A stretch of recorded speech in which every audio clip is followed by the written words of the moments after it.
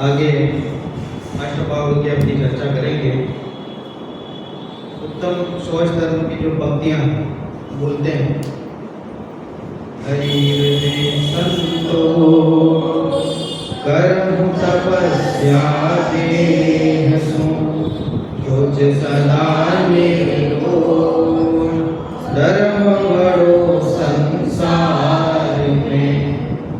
धरि हृदय संतोष, हृदय में संतोष को धारण करें। मनुष्य तो जैन हो चाहे अजैन हो, कोई भी हो, एक सामान्य बात सभी के लिए कही जाती है? क्या नाम है बच्चे का? अनुभव। क्या सुंदर नाम है, कैसे सुंदर भवितव्यता है इस कम उम्र में जिनवाणी सुनने की पात्रता मिली। बहुत अच्छी बात है। 2 साल सोनकर भी पढ़ कर आए, बहुत बढ़िया।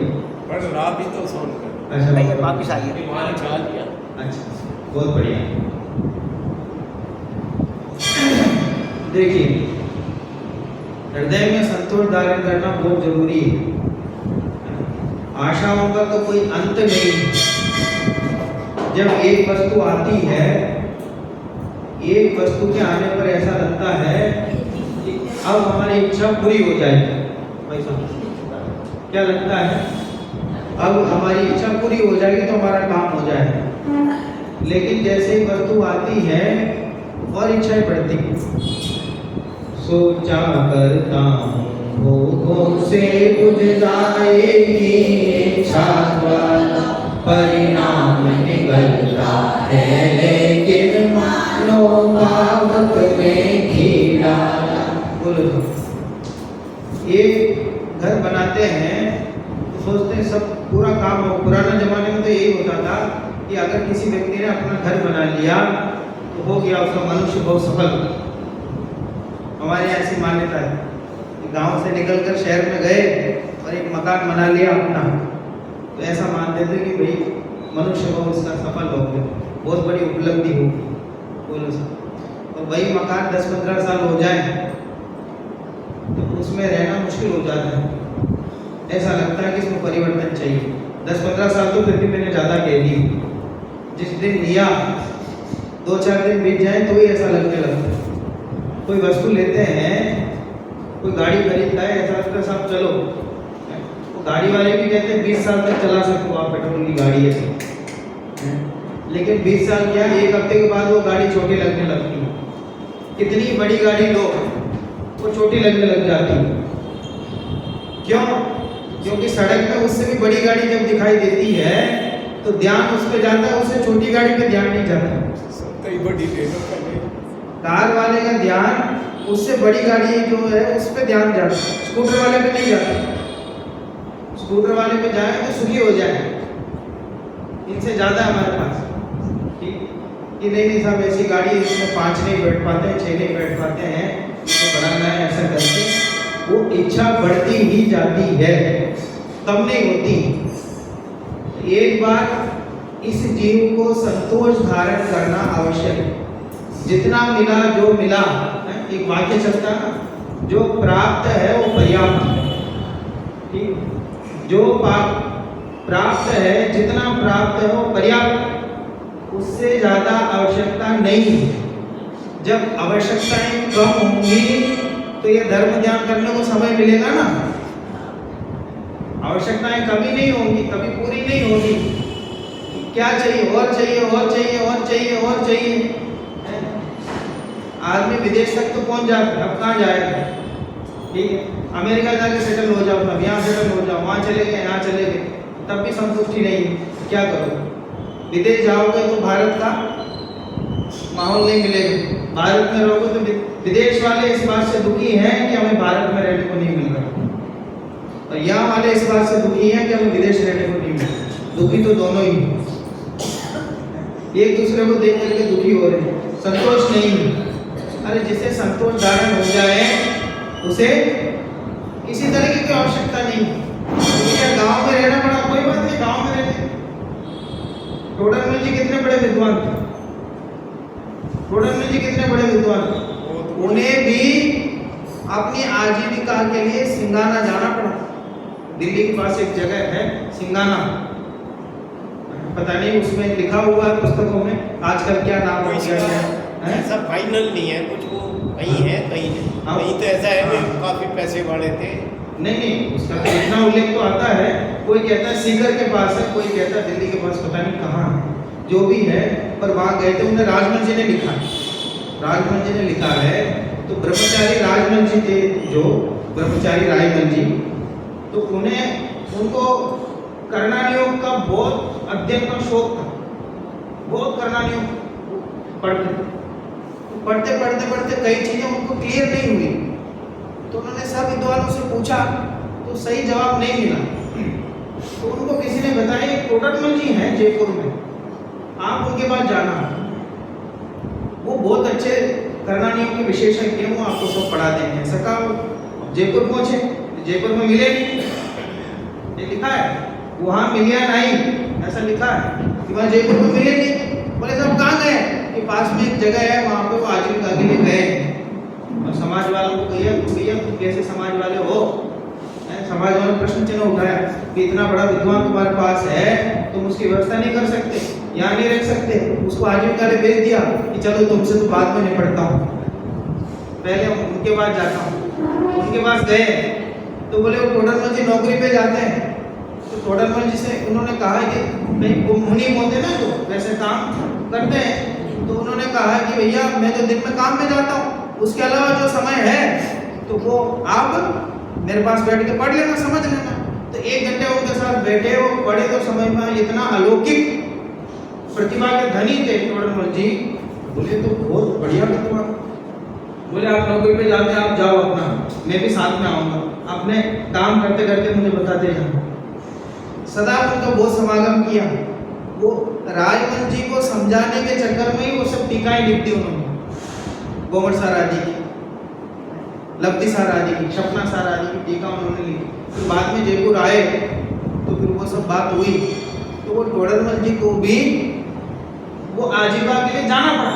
क्या करें, सब किसी के साथ कोई परिस्थिति हो सकती है। बनारसीनाथ जी के साथ कैसी विपरीत परिस्थिति हुई कि कोई ज्ञानी पुरुष भी ये कर्म के उदय से वंचित नहीं रहे। जब तीर्थंकर के जीव पर भी उपसर्ग हो सकता है तो फिर क्या बात है? तो जिसका जैसा कर्म का उदय हो उसे कोई बदल सकता नहीं है। तो हमारी मान्यता में क्या होना चाहिए कि जो मिला, जैसा मिला वो वैसा ठीक है। वो पूरा जीवन भर मेहनत करते हैं। मैंने गांव में देखा कई लोग ऐसे हैं, पूरा जीवन भर मेहनत करते, एक मकान बन जाए, एक मकान बन जाए, एक मकान बन जाए, 60-70 साल तक मेहनत करके बहुत बेजोड़ मेहनत करते हैं, कर करके 60-70 साल में जाके एक मकान बनाते हैं। और 70 साल में मकान बनाने के बाद कितने दिन रह जाएंगे? वो बना के जाते, फिर उनके बाल बच्चे लाभ लेते हैं उसका। तो क्या होगा कि जितना संतोष हम धारण करेंगे उतना सुखी रहेंगे। और ये लिखा है आत्मानुशासन में, आत्मानुशासन एक ग्रंथ है, उसमें लिखा है कि शुद्ध धन के द्वारा कभी संपत्ति बहुत अधिक नहीं बढ़ सकती, स्पष्ट लिखा। क्या लिखा? उदाहरण दिया है उसने कि भैया नदी में जब पूर आता है, नदी में जब बाढ़ आती है तब वो पानी कैसा रहता है? अभी आपने दिखाया ना वो यमुना का पानी कि सब जल स्तर से ऊपर बह रहा है, तो पीने लायक पानी रहता है। जब बाढ़ आती है तो पानी कैसा रहता है? कीचड़ जैसा गंदा पानी रहता है। जब बहुत पानी बहता है तो कैसा रहता है? वो गंदा रहता है।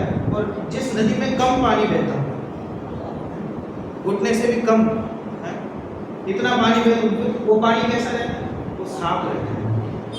जिसमें कम पानी बहता है वो साफ रहता है, और जिसमें बहुत सारा पानी बहता है वो पानी गंदा रहता है। ये उदाहरण देके गुणभद्राचार्य ने कहा है कि भैया जो अपार पैसा जो होता है वो शुद्ध आजीविका, ईमानदारी से पूर्वक आजीविका करके आप अपार पैसा नहीं बना सकते। बोलो कि साहब कैसी बात कर रहे हो? पुण्य का उदय हो तो मिलेगा, पुण्य का उदय नहीं हो तो मिलेगा नहीं मिलेगा। ये तो पुण्य उदय के ऊपर है। अरे भैया पुण्य उदय के ऊपर कह के इसको टाल नहीं सकते हो।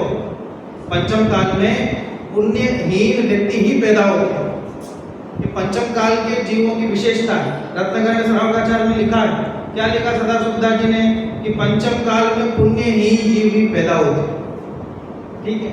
जैसे वो चक्रवर्ती, तो चक्रवर्ती की बात अलग है, उस समय की बात अलग है, उन्हें जिस पद के हिसाब से जो मिलता वो मिलता अलग बात है। इसलिए ईमानदारी पूर्वक संतोष धारण करके जीवन में जितना हम रहेंगे उतने सुखी रहेंगे। इसलिए यह कहा धरि हृदय संतोष, हृदय में संतोष धारण करो तो प्राप्त हो पर्याप्त।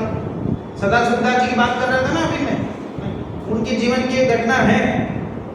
सदा सुखदास जी जयपुर में रहते थे, रत्नगढ़ श्रावकाचार्य की टीका उन्होंने लिखी, और भी कई ग्रंथों की टीका उन्होंने लिखी, वचनिका लिखी।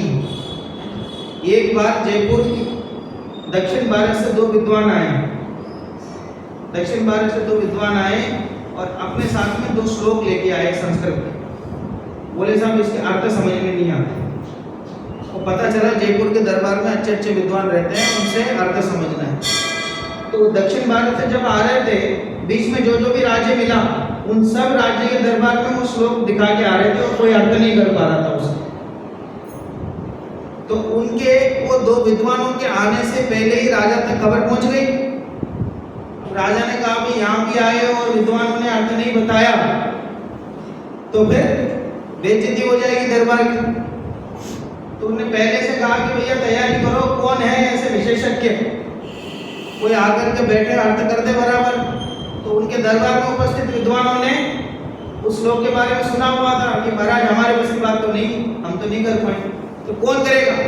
फिर किसी ने बताया कि सदा सुखदास जी एक रहते हैं, जैन शास्त्रों की टीका लिखते हैं, तो जैन शास्त्र तो संस्कृत में होते हैं, तो उनका हो सकता है अच्छा अभ्यास हो। बोले ठीक है साहब, उनको बुलाया। फिर दो विद्वान आए, तो दो श्लोक लेकर के उन्होंने सामने रखा और उन्होंने तो देखते ही उसका तुरंत अर्थ कर दिया। इसमें कौन सी बड़ी बात है, एक समय नहीं लगा, देखा और तुरंत उसका अर्थ कर दिया। जैन विद्वानों की इस प्रकार की साधना की, अध्ययन गहरा था। उन्हें देख टोडरमल जी ने बिना किसी माध्यम से कन्नड़ सीख लिया। अब मेरी पत्नी के 3 साल हो गए, तमिल की एक शब्द नहीं सीख पाए। विचार करो, इतनी कठिन भाषा होती है तमिल भाषा, कन्नड़ भाषा, ये सब बहुत कठिन होती है। वो भाषा टोडरमल जी ने बिना किसी की मदद से कन्नड़ भाषा खुद ही सीख ली। कैसी सीखी, ऊपर हिंदी में लिखा हुआ था और नीचे कन्नड़ में लिखा हुआ था गाथा। गाथा तो एक से लिखी जाती है, तो वंदितु सर्व सिद्धे वंदितु लिखा, तो नीचे कन्नड़ में कैसा लिखा, वंदितु। अच्छा वाह यहाँ ऐसा लिखा है और नीचे ऐसा लिखा है, ऐसा पता लगा के पूरी कन्नड़ भाषा सीखी। ऐसे प्रतिभा के धनी थे। तो वो सदा सुखदास जी ने वो संस्कृत का श्लोक उन्होंने देखा, अर्थ कर दिया, तो राजा बहुत खुश हुए। तो पहले के राजा ऐसे ही हुआ करते थे, खुश होने के बाद पहला वाक्य क्या करते थे, क्या कहते थे, दे लो जो चाहिए, मांगो जो मांगना हो। जैसे पूरा विश्व इनके जेब में हो, मांगो जो मांगना हो, ठीक है। साहब मुझे कुछ नहीं चाहिए, मुझे क्या करना है, मेरे पास तो एक जैन धर्म है और मेरे माथे में जिनवानी है, मुझे और कुछ नहीं चाहिए।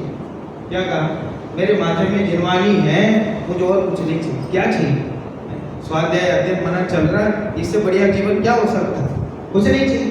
नहीं कुछ तो दो, कुछ नहीं चाहिए करके वो चले गए। तो राजा ने पता लगा है कौन है, तो पता करो।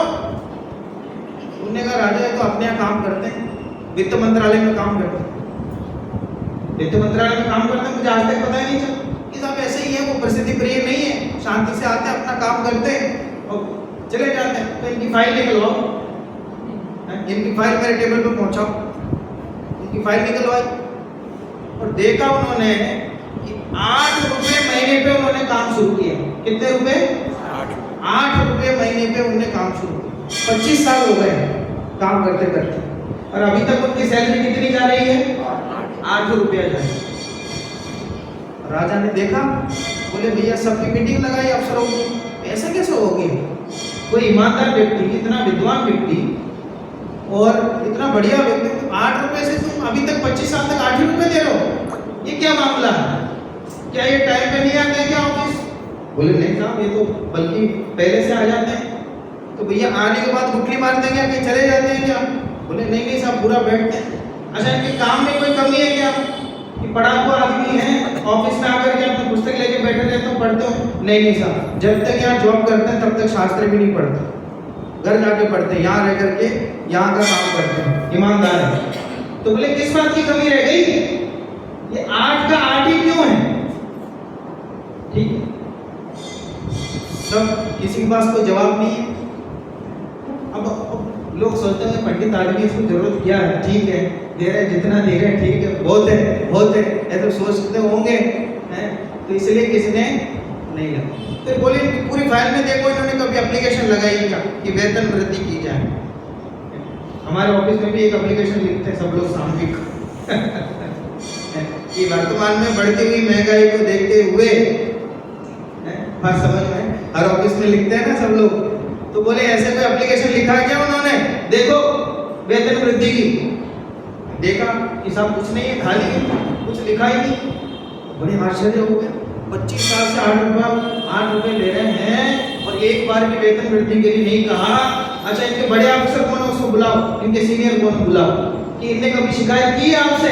बोले साहब नहीं की, कहीं से कोई सुराग नहीं मिला। अगली बार उन्होंने कहा फिर से कल उनको दरबार में उपस्थित करो। अब की बार जब सदाशिवदास जी आए तो राजा खड़े हो गए अपनी जगह पर, अपनी जगह से खड़े हुए, सब खड़े हुए और हाथ जोड़ करके कहा कि पंडित जी, आप जैसे विलक्षण प्रतिभा के धनी इस पूरे पृथ्वी में कोई नहीं होता हो, पर मुझे आपसे एक शिकायत है। क्या? ये 8 रुपए की सैलरी पे आप 25 साल से काम कर रहे हो, एक बार भी आपने मुझसे कहा क्यों? एक बार तो आप मेरे तक आते, एक बार तो कहते राजा पैसा बढ़ा, ऐसे एक बार तो कहते आपके सब साथियों की सैलरी बढ़ती रही, आपके बारे में किसने सोचा ही नहीं, आप मेरे पास आए क्यों? इतना सुंदर जवाब दिया कि महाराज, ये राजन, मेरे पुण्य कर्म के उदय से मुझे जितना मिलना था उतना ही मिला। मेरे पुण्य कर्म के उदय से मुझे जितना मिलना था उतना ही मिला। आप कुछ नहीं कर सकते थे इसमें, क्योंकि मेरे कर्म का उदय ही ऐसे ही था। आप क्या कर सकते थे इसमें? फिर मैं तो राजा हूं, मैं क्या नहीं कर सकता हूं? ये आप तो राजा हैं, हम तो सर्व के राजा को मानते हैं। क्या बोले? हम तो सर्व के राजा को मानते हैं। और बोले ये 8 रुपए में हमारा काम चल जाता है। बोले 8 रुपए भी बहुत है, हमारे परिवार का काम चल जाता है। इसके अलावा हम दान भी देते हैं, शास्त्र दान भी करते हैं, मंदिर आदि में देते हैं, इतने में हमारा काम चल जाता है। ठीक, ऐसा कहा राजा को बड़ा आश्चर्य। ऐसे भी कोई व्यक्ति पाया जाता, पंचम काल में ऐसा व्यक्ति अतिशय के समान है। ठीक है, बोले कोई बात नहीं, जो हो गया सो हो गया। अब आप मेरे सामने खड़े हो, बोलो कितनी सैलरी करो आप जितना बोलो। ऐसा वो करते ना, ब्लैंक चेक दे देते ना, भर लो जितना भरना हो। बोले कितना चाहिए आपको, बोलो। सदाशिवदास जी, जो चाहिए जितना आप बोलोगे, क्योंकि अभी 10 साल का ही रह गई आपका काम, आपकी नौकरी इतनी रह गई, आप जो बोलोगे उतना कर दूंगा, बोलो जितना चाहिए। महाराज कुछ नहीं चाहिए मुझे, कुछ नहीं चाहिए, मेरा काम चल रहा है, इससे बहुत है। नहीं नहीं नहीं नहीं, अरे आप 1000 रुपए कर दूंगा, 2000 कर दूंगा, जितना बोलोगे उतना कर दूंगा, बोलो आप। ठीक, इतना कहा राजा। सामने से बोलो साहब, हम में से कोई होता सामने तो बोला अवसर आ गया आपको, इतने दिन जो हमने तपस्या की है उसका फल आ गया। ठीक है, उन्होंने कहा, वो आखिर तक कहते रहे। सदाशिवदास जी बोले मुझे जरूरत नहीं है, जरूरत नहीं है, जरूरत नहीं है। बहुत आग्रह किया, राजा माना ही नहीं। नहीं खाली आप तो जाने नहीं दूंगा आपको। ठीक है, तो राजा एक काम, क्या मैं यहाँ आता हूँ आपके यहाँ कार्यालय में, 8 घंटा मुझे काम करना पड़ता है और मेरा मन जिनवानी में रमता है, मेरा मन तो शास्त्र में रमता है, शास्त्र सुनने में रमता है। बोलो साहब, 5 मिनट ज्यादा हो जाए तो मन रमता है क्या? तो सदाशिवदास जी बोले मेरा मन कहाँ रमता है? जिस शास्त्र में रमता है, शास्त्र सुनने में, शास्त्र पढ़ने में रमता है। और मैं ईमानदारी से काम भी करता हूँ, यूं भी नहीं मैं ऑफिस में बैठ के अपना पढ़ता हूँ, ये भी नहीं कर सकता। इसलिए आप एक काम करो, मेरा टाइम घटा करके 4 घंटा कर दो। ठीक है, भले ही आप वेतन जो है वो 4 रुपए कर देना, उसकी दिक्कत नहीं है मुझे, लेकिन आप आधा समय घटा देना, फिर वो 4 घंटे का जो समय मिलेगा उसका क्या करूंगा, स्वाध्याय करूंगा। और राजा भी महान थे, राजा ने उनकी सैलरी भी कम नहीं की, सैलरी भी दुगनी कर दी और समय भी कम कर दिया।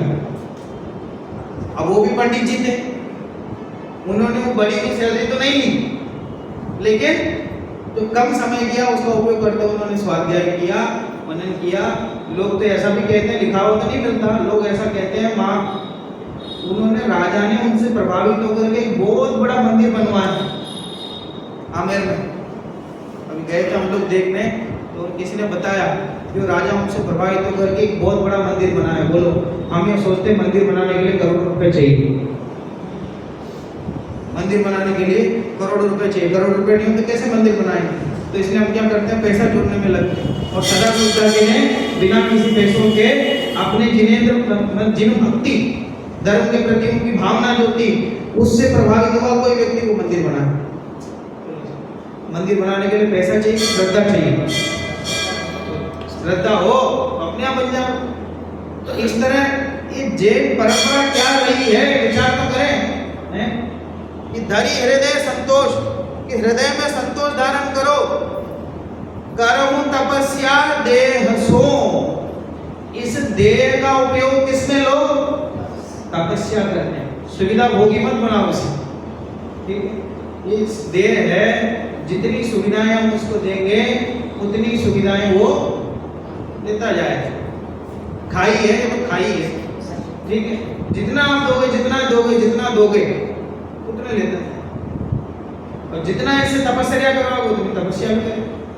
तो इसलिए समझदारी तो यह है कि शरीर को सुविधा भोगी नहीं बना करके तपस्या करें। इससे सोच सदा निर्दोष, पवित्रता जो है वो सदा निर्दोष है, जो धर्म है वो निर्दोष है। धर्म बड़ो संसार में, उत्तम सोच धर्म कैसा है, सबसे बड़ा धर्म है संसार का। सबसे बड़ा धर्म क्यों कहा है इसको? क्या उत्तम क्षमा बड़ा धर्म नहीं है? उत्तम मार्दव बड़ा धर्म नहीं है? आज जो बड़ा धर्म नहीं है, इसको बड़ा धर्म क्यों कहा? क्योंकि इसमें सोच की बात की गई, इसलिए शुद्धता की बात की गई, इसलिए। तो किस लिए? अरे उत्तम सोच धर्म किसके अभाव में प्रकट होता है? किसके अभाव में? लोभ। कषायों में कितनी कषाएं होती है? नहीं, पूरी कषाएं कितनी होती है? 25 कषाएं होती है। 25 कषायों में सबसे अंत में नष्ट कौन होता है? लोभ कषाय होता है। सूक्ष्म लोभ कौन से गुणस्थान तक रहता है? 10वें गुणस्थान तक रहता है। तो इसके जाने के बाद एक भी कषाय नहीं रहती, सबसे अंत तक यही कषाय रहती। इसलिए इसके जाने के बाद सच्चा धर्म प्रकट हो जाता है। इसलिए इसको क्या कहा? धर्म बड़ो संसार में, सधर्म सबसे बड़ा धर्म। देखिए आगे की दो पंक्ति बोली, उत्तम सोच सर्व जग जाना, लोभ पाप को पाप बखाना, आशा पास महा दुखदानी, सुख पावे संतोषी प्राणी। हाँ, इसके बाद पढ़ेंगे, उत्तम सोच सर्व जग जाना। सर्व जग में उत्तम सोच सबसे बड़ा धर्म है। वो ऊपर की पंक्ति से जोड़ा, नीचे देखिए, लोभ पाप को बाप बखाना। लोभ तो पाप का बाप है। समझ में आ गया ना जी क्या अर्थ है इसका? पाप का बाप माने क्या हुआ? पाप का बाप माने लोभ के वशीभूत होकर के ही सारे पाप होते हैं। ठीक, जीव हिंसा भी करता है, क्यों करता है? बात समझ में आ रही ना? कोई भी काम ऐसा करे तो जिसमें हिंसा हो तो उसको समझाए भी ऐसा काम क्यों करते हो, ऐसा काम मत करो, ठीक है? कि चुप रहो भैया, इसको बेचेंगे तो पैसा मिलेगा। अब पैसा तो मिलेगा लेकिन इससे हिंसा हो रही है, ये भी तो है। इसे समझाए तो वो उसमें होने वाली हिंसा नहीं दिखती, उसमें मिलने वाला पैसा दिखता। कितने सारे ऐसे व्यापार होते हैं, तो खेती बाड़ी वगैरह भी हमारे यहाँ बहुत खेती बाड़ी होती है, हमारे यहाँ जैनों में भी बहुत खेती बाड़ी होती है, खेती कल्याण बहुत करते हैं वहाँ। उनको किसी को समझाओ कि भैया ऐसा मत करो, इसमें हिस्सा होती है, अब लोग भैया फिर खाएंगे क्या, फिर उसमें जो पैसा मिलने वाला होता है, अब इतनी संपत्ति है कि 7 पीढ़ी तक बैठ करके खाए तो भी खत्म नहीं हो गए, तो भी ऐसा लगता है कि सब बिना कुछ किए कैसे रहे, तो हिंसा काम करते। अरे जगत में हिंसा करके ही खाना पड़े, ऐसी कोई मजबूरी है क्या? ऐसे कितने सारे काम हैं जिसमें हिंसा नहीं हो, वो भी कर सकते। हिंसा करके भी आदमी व्यापार क्यों करता है? अच्छा, उसको जब ये पता लग जाए कि इसमें से पैसा नहीं मिलेगा तो फिर वो काम करेगा क्या? नहीं करेगा। तो हिंसा भी किस लिए करता है? लोभ के वशीभूत होकर करता है। झूठ किस लिए बोलता है? भाई साहब बोले कितने का? ये साहब 500 रुपया का। अरे नहीं नहीं, एकदम कसम से कह रहा हूँ, भगवान कसम कह रहा हूँ 500 है। ये कसमें खा लेता है ना व्यापारी, झूठी कसमें खा लेता है। किसके लिए खाता है? ये झूठ जो पाप है किसलिए बोलता है? लोभ के वशीभूत होकर के बोलता है। और उसमें से पैसा नहीं मिले तो झूठ बोलेगा क्या? नहीं बोलेगा। चोरी करता किस लिए करता है? कोई चोर आता माल उठा के जाता है, वो किस लिए करता है? अगर उसको पता लग जाए जो माल उठाया उसको बेच के पैसा नहीं मिलेगा तो फिर उठाएगा क्या? नहीं उठाएगा। तो लोभ के वशीभूत हुआ। कुशीलादि भी उसमें से शुभ नजर आता है उसको। बात समझ में आ रही ना? इस तरह हर प्रकार के जो पाप है वो लोभ के वशीभूत होके करते हैं। इसलिए उन्होंने कहा लोभ पाप का बाप है और मिथ्यात्व तो दादा है। मिथ्यात्व तो दादा वो अलग विवक्षा है, लेकिन यहाँ लोभ सबसे बड़ा पाप ऐसा था। लोभ खत्म ही नहीं होता, खत्म ही नहीं होता, खत्म ही नहीं होता। एक सेठ जी थे, बहुत अच्छे सेठ जी थे, बहुत मतलब बहुत पैसा था। तो एक बार कोई ज्योतिष आया, ज्योतिष को हाथ दिखाए, कोई भी ज्योतिष आए, भारत में है ना कि हाथ फैलाने की जो प्रवृत्ति है उसमें से एक जगह ये भी, मैं अभी बोल दूं ना, मैं आप भविष्य बता सकता हूँ आपका, ठीक है? तो दोपहर में भीड़ लग जाएगी, ठीक, हाथ लेकर के भविष्य बता सकता हूँ। तो एकदम जिसको भरोसा हो मेरे जीवन पर कुछ नहीं हो सकता, वो व्यक्ति भी हाथ लेके आ जाए, हिसाब जरा दे के बताना क्या है। हाँ बताओ, प्रकाश दादा जब आते थे तो सब उनको भीड़ में हाँ। और मैंने ये देखा बहुत से भविष्यवाणियों की एक तो अगर आपसे एक दो बातें आपसे जानेंगे, हमने बता दिया तो उसी के अनुकूल कई बातें बता देंगे मिलकर, तो हम भी हाँ करते करते जाएं। ठीक है, बात समझ में आ रही ना? ठीक है, तो ये बात हुई। तो वो सेठ के पास कोई ज्योतिष आया, उन्होंने हाथ दिखाया और हाथ देके ज्योतिष एकदम अचंभित हो गए।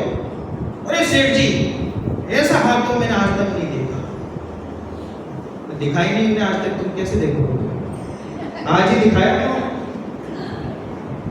दिखाया ऐसा हाथ, इतना भाग्य, इतना पुण्य है, इतनी किस्मत है कि 7 पीढ़ी तक बैठ के आराम से खा सकते, कोई दिक्कत नहीं, पैसा कमी नहीं होगा, कभी नहीं होगा। 8वीं कभी तो वो और सुन के बहुत दुखी हो गए सेठ जी, दुखी रहने लगे, दुखी रहने लगे। अब उनका दोस्त था साथ में, उन्होंने कहा क्या बात है, क्या बात है पंडित जी, सेठ जी बोलो क्या बात है? कुछ नहीं, कुछ नहीं। उदास रहने लग गए। तो उनके परिवार वालों से पूछे क्या बात है, दुखी है, बताते नहीं है, बात क्या है बताओ। कि साहब एक ज्योतिष आया था, उनसे कोई बातचीत हो रही थी, उसके बाद से दुखी रहने लगे। तो ज्योतिष से क्या बात हुई बताओ? तो उसने कहा 7 पीढ़ी तक कोई दिक्कत नहीं, ये तो अच्छी बात है, इसमें दुखी होने वाली क्या बात है? ठीक, फिर पूछा सेठ बताओ तो सही क्या बात है? तो किस बात से दुखी हो रहे थे वो? 8वीं पीढ़ी का क्या होगा? अरे 7वीं पीढ़ी जब बैठ के खाएगी, उसे देखने के लिए तो बैठेगा क्या? तेरी अगली पीढ़ी को देख ले तो बहुत बड़ी बात है, तीसरी पीढ़ी को देख ले तो और बड़ी बात है, चौथी पीढ़ी को देख पाओगे तुम? अब वो भी कह रहे 7वीं पीढ़ी तक कोई दिक्कत नहीं आई। नहीं नहीं साहब, 8वीं पीढ़ी का क्या होगा? और इकट्ठा करो, और इकट्ठा करो। वो पूरा वो जीवन पर इकट्ठा करता रहता है और जीवन के अंत में बैठ के सोचने लगता करो क्या है। बात समझ में आ रही ना?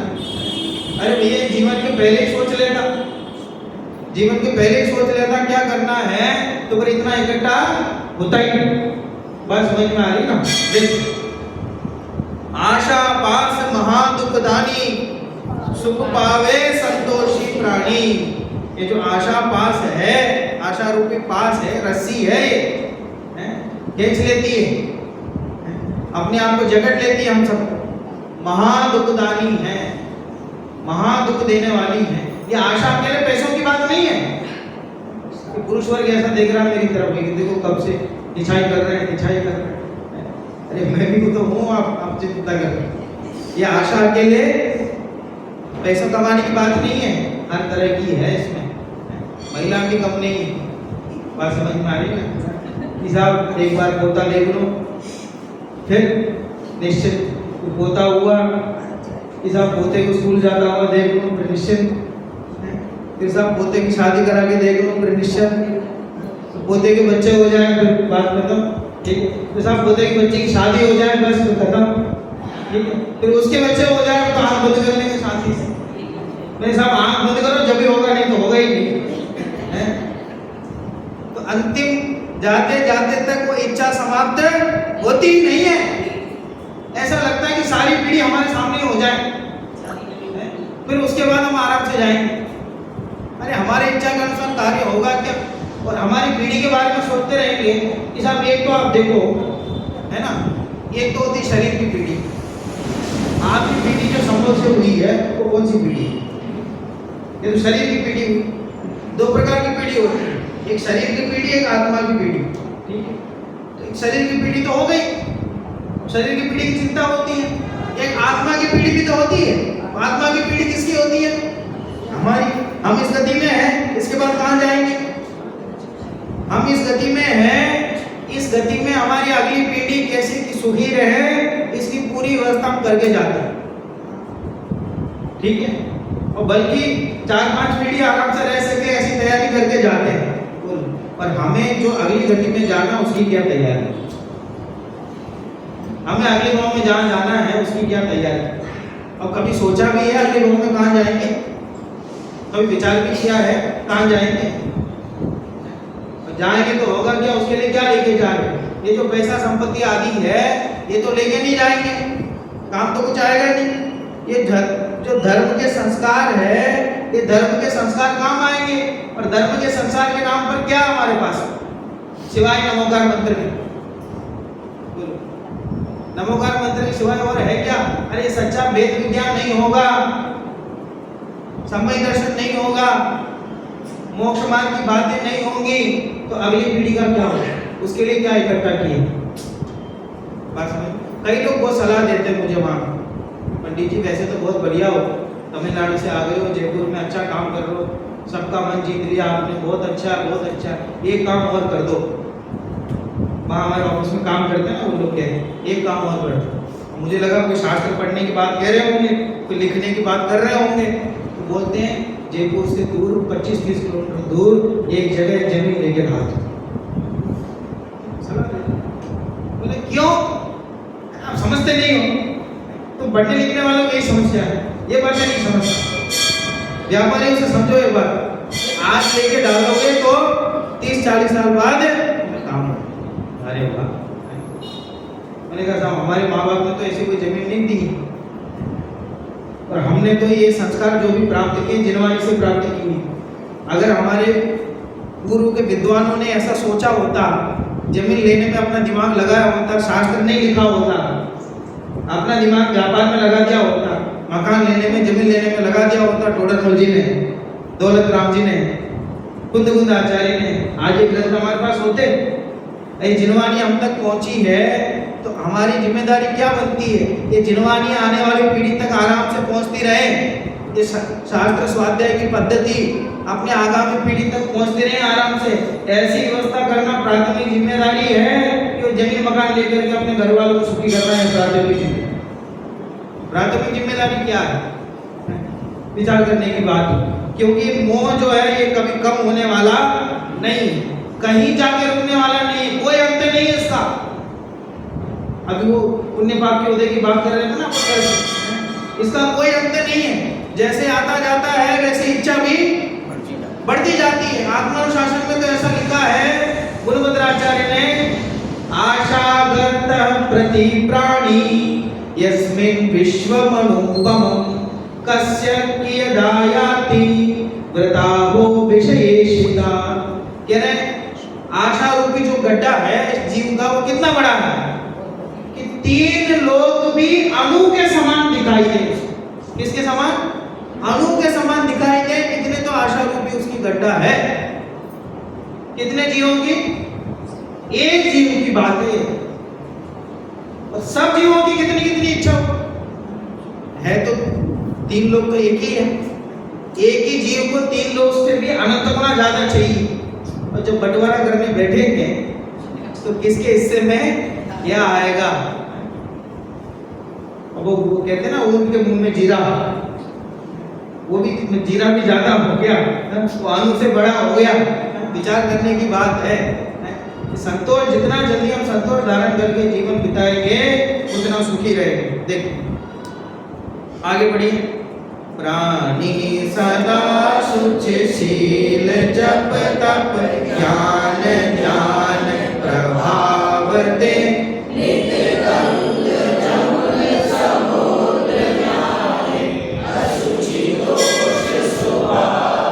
इसमें पंक्ति नहीं है। देखो प्राणी सदा शुचिशील जप तप ज्ञान ध्यान प्रभाव दे कि वो शुचि किससे होती है? अब बोलो साहब, अब वो लोग गंगा में जाते हैं, यमुना में जाते हैं, बहुत हम देखते हैं लोग ऐसे नदियों में जाके स्नान करते हैं। आपका सागर स्नानम मुच्चय सिकताश्मनाम, उसमें बात आती है ना रत्नागिरी श्रावणाचार्य, उसमें स्नान करने से धर्म मानते हैं, ऐसा मानते शुद्ध हो गए। ठीक। अब ये कितनी सारी मछलियाँ, कछुआ, मगरमच्छ, सांप, ये सब उसी पानी में रहते हैं तो उनके पाप तो धुल गए होंगे, वो तो वहीं से सीधा स्वर्ग में पहुंचते होंगे। विचार करो, तर्क से ये बात घटित होती है क्या? नहीं होती, ऐसा संभव नहीं। आप देखो, आप तो एक तो शुद्ध जल से नहा के आओ, ठीक, एकदम शुद्ध जल से उसको छान करके और बढ़िया उसको प्राशुद्ध करके आप उससे नहा के आओ तो अंदर से कैसा हृदय एकदम शुद्ध लगेगा। और एक तो स्वाध्याय करो, परिणाम अच्छे हो जाए तब जो आपको शुद्ध लगे। दोनों शुद्धता में अंतर है कि वास्तविक शुद्धता क्या है? जब कषाय हट जाएंगे आत्मा से, वास्तविक शुद्धता तब आएगी कि यह शरीर का मल हट जाएगा, तब वास्तविक शुद्धता आएगी। वास्तविक शुद्धता कब आएगी? अरे हम अगर आत्मा है तो आत्मा में जो कषाय भाव है, विकारी भाव है, वो दूर होंगे तो वास्तविक शुद्धता आएगी। शरीर के मल के दूर होने से कैसे आएगी? विचार करने की बात। देखिए आगे की 2 पंक्ति बोलिए।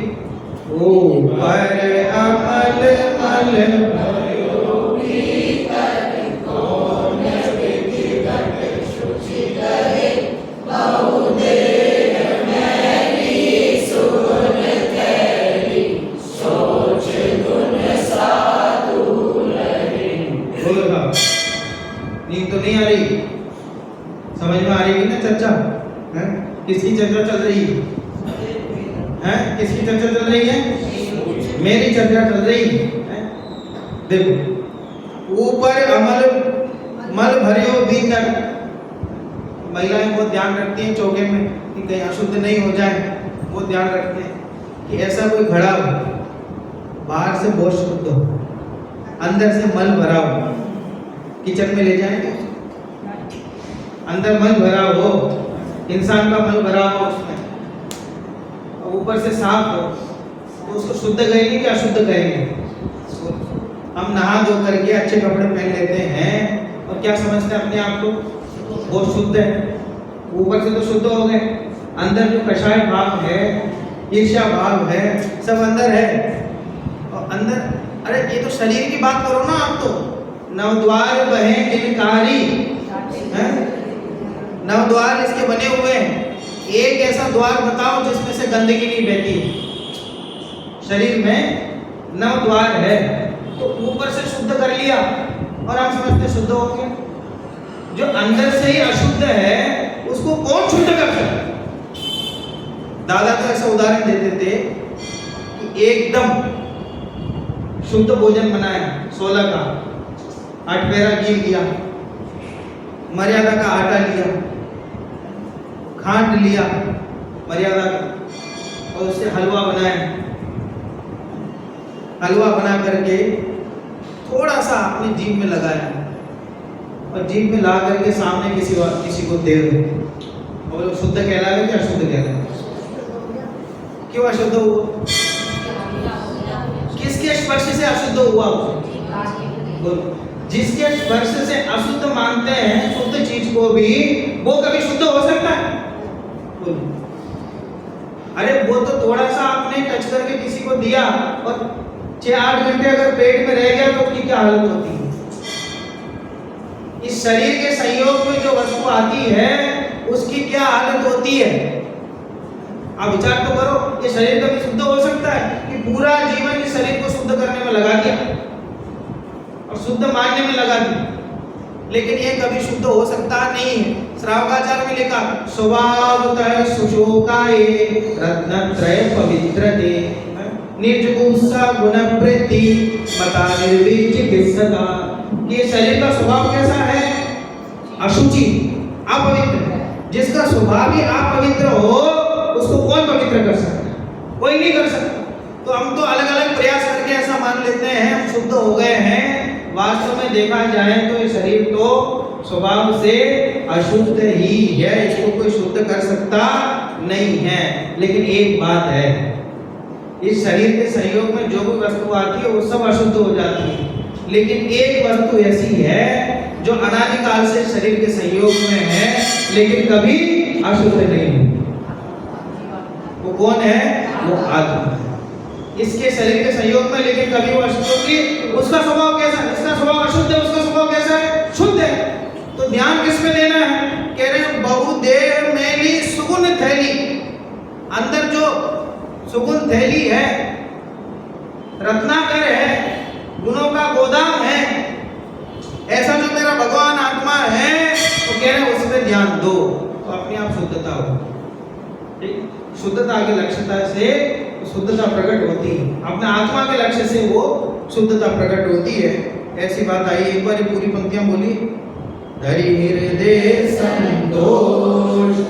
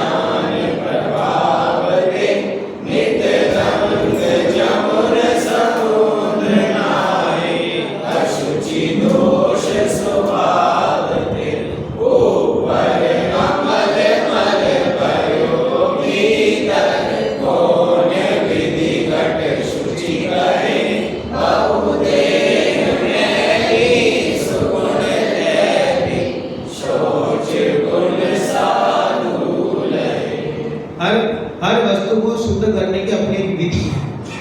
सोना है, सोना को शुद्ध कैसे किया जाता है? वो अग्नि से 16 ताप की अग्नि देते हैं, अग्नि में जलाते हैं, उससे वो शुद्ध होता है। कोई लकड़ी की चीज को अग्नि में जलाएं शुद्ध करने के लिए, फिर वो तो लकड़ी जल जाएगी।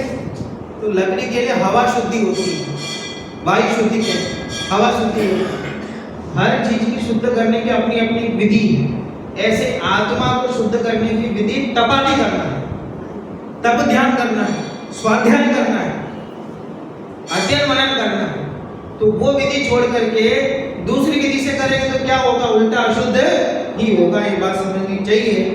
अष्टपावड़ की चर्चा अपनी चल रही थी, एक दो गाथाएं लेते हैं फिर पूरी करेंगे 2-4 मिनट में। आइए, कल कौन सी गाथा की चर्चा हुई अपनी? 7वीं गाथा। 7वीं गाथा की चर्चा हुई।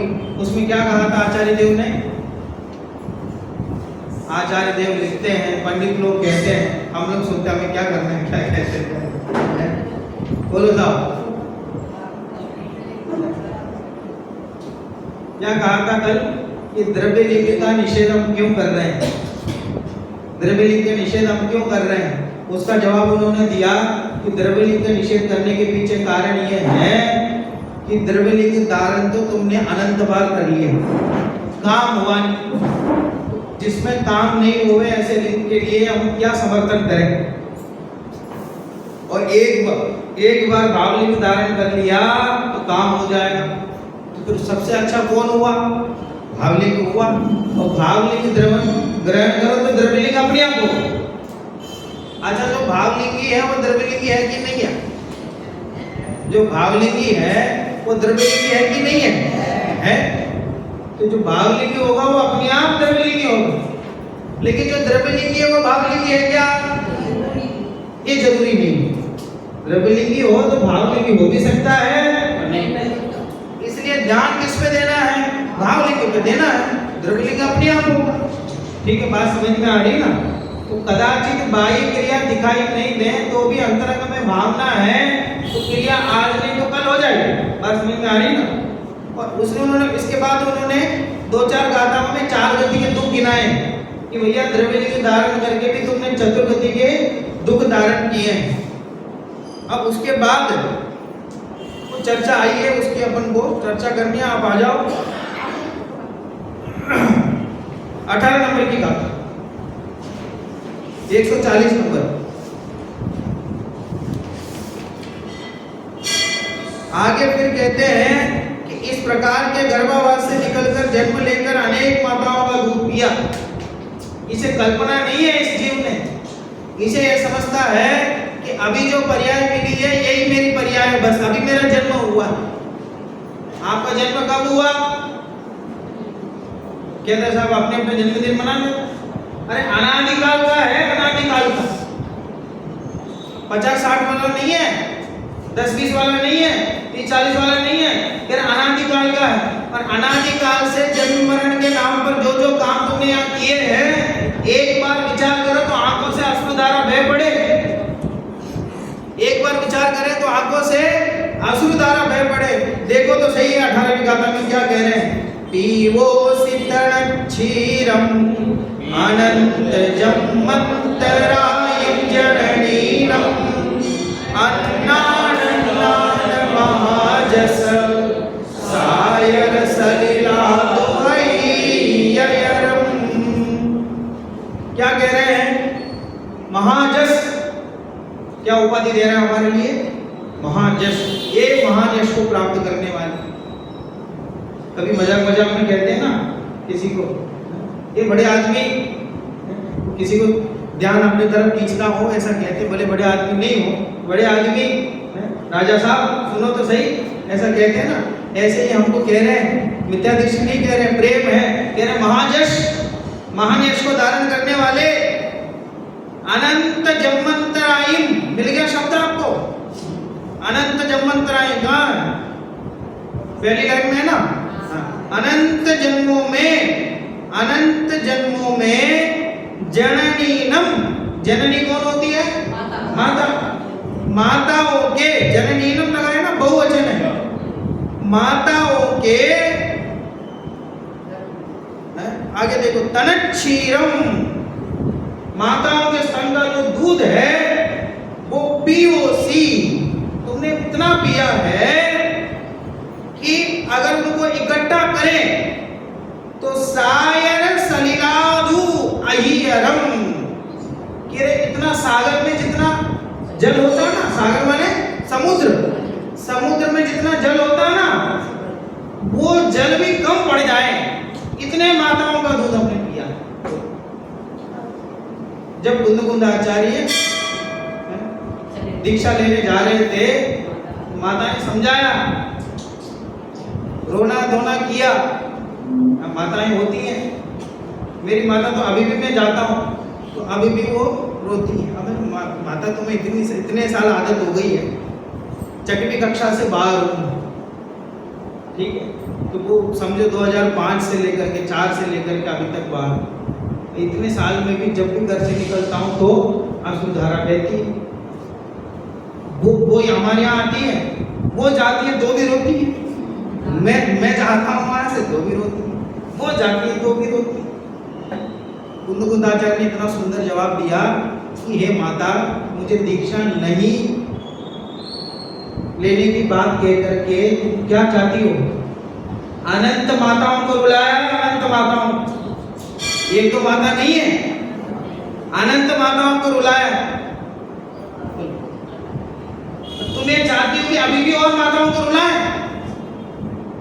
संकल्प करता हूँ एक तू ही माता होगी जिसको मैं रुला रहा हूँ, आगे किसी माता को नहीं रुलाऊंगा, मुझे जाने दे दीक्षा ले। बोलो साहब, जब पुत्र आर्यत्व बन जाए तो आपको रोना बंद हो, सिद्ध बन जाए, तीर्थंकर बन जाए, रोना बंद। क्योंकि वो तीर्थंकर की माताएं भी होती है ना, वो भी शीघ्र मोक्ष जाती है, वो भी भव्य जीव होती है। तीर्थंकर को जन्म देना कोई छोटी मोटी बात है क्या? वो माताएं भी बहुत उत्कृष्ट होती है, वो भी धर्मात्मा होती है। कुंदकुंदाचार्य की माता भी कोई हम थोड़ी थी, वो तो झूले में ही उनको क्या सुनाती थी, तुम शुद्धात्मा है। बात समझ में आ रही ना? तो कह रहे हैं एक ऐसा काम हमने किया, क्यों किया? अन्नान क्या कह रहे हैं? अज्ञान है, पता नहीं है। एक माता का दूध पिया, उसके बाद पर्याय पूरी हुई, सब कुछ भूल गए। और कितनी बड़ी उधारी है किसी माता का, जैसा कहते हैं कि वो माता का दूध नहीं पिए तो वो बच्चा पूरा जीवन भर बीमार रहे, अस्वस्थ रहे। कितनी बड़ी उधारी है माताओं, कभी चुका सकता है कोई जीव? कोई भी पुत्र हो, कोई अपनी माता की उधारी कभी चुका सकता है? कभी नहीं चुका सकता। अनंत माताओं से उधारी लेके बैठा हुआ और कभी इसका भान नहीं है। देखो हे महायश, उस पूर्वोक्त गर्भवास में अन्य जन्म में अन्य माता के स्तन का दूध तूने समुद्र के जल से भी अतिशय कर अधिक पिया है।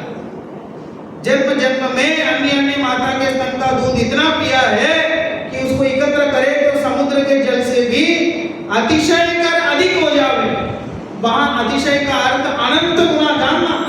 क्या कह रहे हैं? अनंत गुना। ये अकेले मनुष्य भाव की माता की बात चल रही है क्या? तिर्यंच में हुआ कदाचित, वहां नरक में तो कोई उसकी चर्चा ही नहीं, देव में तो कोई बात ही नहीं।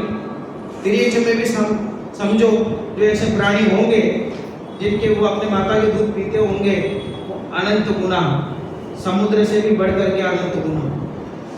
बोलो, अभी भी तृप्ति नहीं। जीवन में समझो बचपन से ही आप लगातार वो, अब अरे बचपन से तो छोड़ो, अभी 10 दिन तक आप लगातार दूध ही दूध देते जाए आप पीने के लिए। गाय का दूध दे, रोज ही दूध देते जाए और कुछ खाने को दे ही नहीं। 11वें दिन क्या करो? बहुत हो गया दूध, बहुत। अब 1 हफ्ते तक बंद करो इसको, अब नहीं पिना दूध, दूसरी चीजें बनाओ। यहाँ लौकिक में तो ऐसा कहता है, और अनंत काल से अनंत माताओं का दूध पिया है, कभी ऐसा कहता नहीं कि बहुत हो गया बंद करो। बात समझ में आ रही ना? वो फिर नया पर्याय में जाता है और तुरंत वही काम करता है। कह रहे अंदाजा नहीं है कि अनंत संसार में भ्रमण करते हुए क्या क्या तुमने किया है। आचार्य याद दिला रहे, एक बार याद तो कर, देखो तो सही, अपने भूतकाल के बारे में विचार तो कर, थोड़ा वैराग्य तो आ जाए इस बात से कहीं ना कहीं। जन्म में अन्य माता के स्तन का दूध इतना पिया कि उसको एकत्र करे तो समुद्र के जल से भी अतिशय कर अधिक हो जावे। यहाँ अतिशय का अर्थ अनंत गुना जानना, क्योंकि अनंत काल का एकत्र किया हुआ दूध अनंत गुना हो जाता है। बोलिए इसका पद्यानुवाद। नहीं, नीचे ये वाला है, नहीं सही पढ़ना। जन्म